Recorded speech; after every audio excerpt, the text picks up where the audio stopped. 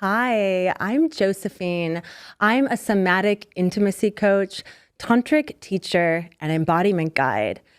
Whoa, those words may sound totally new to you. I understand. We are living in complex, nuanced times where we're really here to delete and erase all the old labels and terms and really call in a new blueprint for humanity and this planet. So let me first define what I mean by the word somatics. I'm also going to cover what Tantra is and isn't in terms of my own contemporary definition of Tantra and sharing with you various esoteric traditions, mystery school teachings, and the mystical realms. And then I'm going to talk about sacred sexuality and why this work, which is a fusion of science, spirituality, and sexuality, is so important for humanity and this planet right now. So I like to say that we look at the etymology of a word first when we're trying to understand it. So the root word of the word somatics is soma, S-O-M-A, which is Greek for the body. And the Greeks inherently understood that the body is more than this physical meat suit. Our body is comprised of our mental body, so all of our thoughts, as well as our emotional body, all of our feelings. So this 3D reality that we know of as humans is three things: the physical body, the mental body, and the emotional body. And throughout our entire course and existence as humans on this planet, anytime that we have unexpressed thoughts or feelings or emotions, they become trapped in our soma. They become trapped or stuck stagnant energy in this physical body, mental body, or emotional body. In the field of somatics, we assert and contend that we can utilize the body's innate technology of breath, sound, movement, and touch to move this stuck energy that is in your soma to bring about healing. So somatics is a really holistic practice that individuals are utilizing on their healing journey for various up-leveling in their life and to develop a deeper and more holistic relationship with their bodies, really redefining what it means to be human and be in this body. We like to say that the body is more than a physical meat suit, right? We're not just flesh and bones. We actually have feelings, emotions, we have thoughts, and all of this goes into the composition of what could potentially be holding us back from living our highest vibrational lives possible. As a somatic intimacy coach, I specialize in a very specific niche within the field of somatics. There are so many different somatic practitioners, many of which will guide you through practices of incorporating the physical body, mental body, and emotional body through maybe guided meditations or even hands-on body work, and utilizing the body's innate technology of breath, sound, movement, and touch. However, what makes me unique as a somatic practitioner is I'm fusing the field of somatics with sacred sexuality, with the study and the practice of the esoteric traditions of Tantra and the Tao. I've studied non-dual Shaivism Tantra for over 8 years, and I've also studied and implemented Taoist practices into my work.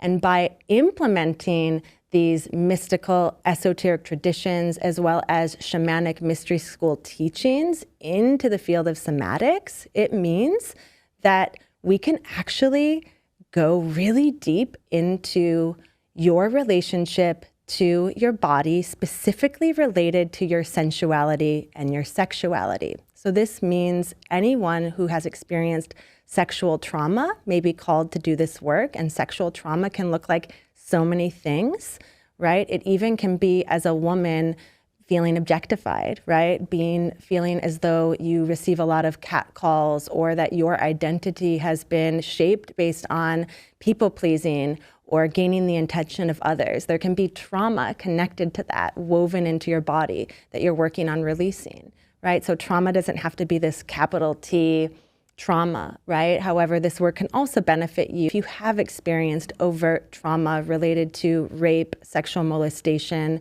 and sexual abuse. Nonetheless, I am not a mental health provider or practitioner. And if you do have that type of trauma in your background, I would be remiss as a practitioner if I didn't ensure that you are working with a mental health professional.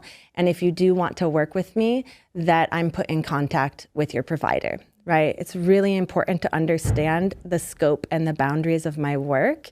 And again, I'm open to working with any and all individuals. However, if you are working with a mental health provider and or if you're not, and it feels as though based on your intake, what you're presenting is that you've experienced a lot of trauma in your life, I will ask that you work with a mental health professional first. Because this fusion of the realms of somatics and sacred sexuality is really centered on understanding your energy centers, also known as your chakras. So we have many different chakras in the body. Specifically, most humans focus on the 7 chakras in the Sushumna channel. And my work really focuses on the 3 lower chakras, what are also known as the primal chakras. So your root chakra, which is located at the base of your spine, connected with safety and security, that foundation on which your human existence was created. Were you born into a family of safety? Were you born into a family of trust, of love? Did you have everything you needed as a child? Unfortunately, many children are not born into families where they are truly loved. They're not born here in love, by love, for love. And so if that is true for you, it's very possible and likely that there's some root chakra destabilization that could be at the cornerstone of this work for you related to fear, your relationship to fear and how that shows up in your body and how you relate to others, romantically, intimately, emotionally, sexually. So that's the root chakra work. The sacral chakra, this is located in the pelvic region. This is connected directly to your genitalia, whatever genitalia you were born with and whatever genitalia you are now choosing to have and show up in this world as, honoring all of that. This chakra, this energy center is connected to the element of water. It's connected to emotions, and emotions are energy in motion. And any and all expression of your creativity and your desires, your capacity to generate and manifest abundance, wealth, and pleasure in your life is in this chakra. Now, this chakra comes online during the ages of 6 months to 18 months. For anyone that understands human developmental psychology, you understand that what is happening, or if you have kids, right, you can really imagine, okay, what was my child like between 6 months and 18 months? This is the age in which the child is starting to move. The child is starting to move toward that which it perceives will bring it pleasure. So the child will start to reach towards things that it is curious by, filled with this curious delight and wonder. The child doesn't have that filter of what is good, bad, right, wrong, right? The child is just moving towards, gravitating towards that which it perceives will bring it pleasure. As the child is reaching, crawling, walking, grabbing, running. And unfortunately, as caretakers, but also honoring us as parents, we want to protect our children. And so we often will say, no, right? Don't touch that. Don't do that. And you can almost feel that in your own body as I'm saying no, right? That a contraction forms in your body. We can actually feel into the body this contraction that occurs in the hips. And so throughout this time period, again, when this sacral chakra is developing, when this energy center that is directly connected to your relationship to pleasure, and to the capacity to claim your desires and move towards those desires with ease and joy, we receive all this conditioning and programming from our parents and caretakers and society throughout the course of our life that moving towards that which we perceive will bring us pleasure, claiming our desires, is unsafe, is wrong, is sinful, and is dangerous. And so we're just products of our environments. Again, your families, your caretakers, your education, your religious upbringing. And so many humans are holding on to guilt and shame connected to this energy center. And again, this energy center is connected directly to your genitalia, women to your womb, right? This place where you birth new life, where you gestate life, and your pussy, this place where you are the direct portal to the divine, to creative consciousness.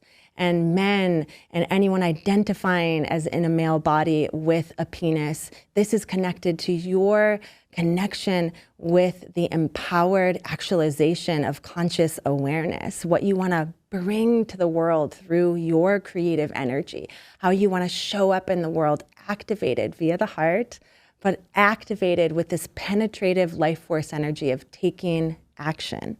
And so many humans are struggling with how do I express myself when I've received the programming from my parents, from society, and from religion that this part of my body and how I want to move throughout the world in connection with this part of my body is wrong.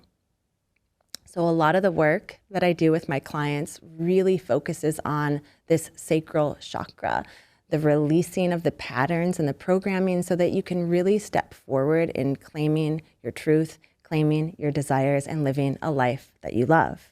Now, this is not just about sex, love, and relationships. This is also how you're showing up in your work life. So there can often be a ripple effect in this work that individuals claim and proclaim they desire related to, I want to make more money, I want to get a promotion, I want to build a new community, I want to create a new business, right, or organization. Yes, this work is for you as well.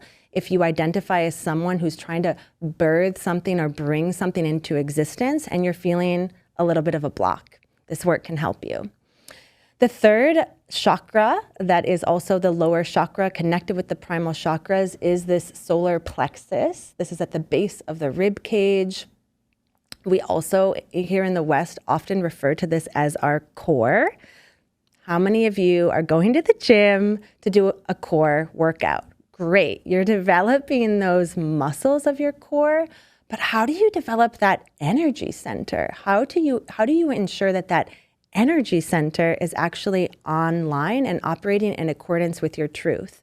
And this energy center comes online at the age of 3 when we as children, or as you've witnessed in children, start to individuate. What I mean by individuate is the child recognizes that the child is an I, right? And we start to say, I want, I need, I am, right? You can really feel into your own journey and maybe the journey of your children. And when they get into that I phase of like, I, such a beautiful phase of childhood. And unfortunately, many children aren't able to fully express safely their wants, their needs, their desires, and actualize them. They want, they need, and they're again met with, no, you can't have that, don't do that, right? And again, honoring parents, we're all just doing the best we can.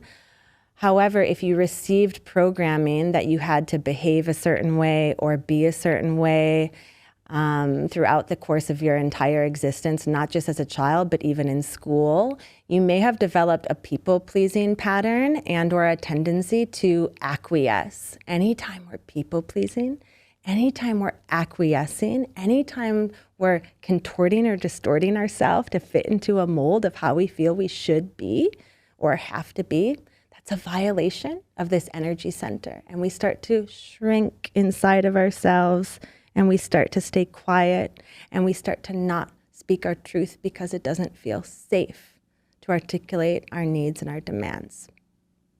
All right, that was a lot related to chakras and energy centers, but I think it's a really important piece of understanding this work and how there's really this fusion, right? And maybe you're feeling into this if you've been listening to this entire transmission of science and psychology and spirituality and somatics and energy centers, and the energy centers related to the tradition that I've just pulled through, which is rooted in Sanskrit through the chakras and most predominantly found in India and other countries and in East Asia, right? There are so many different esoteric traditions that you can pull from.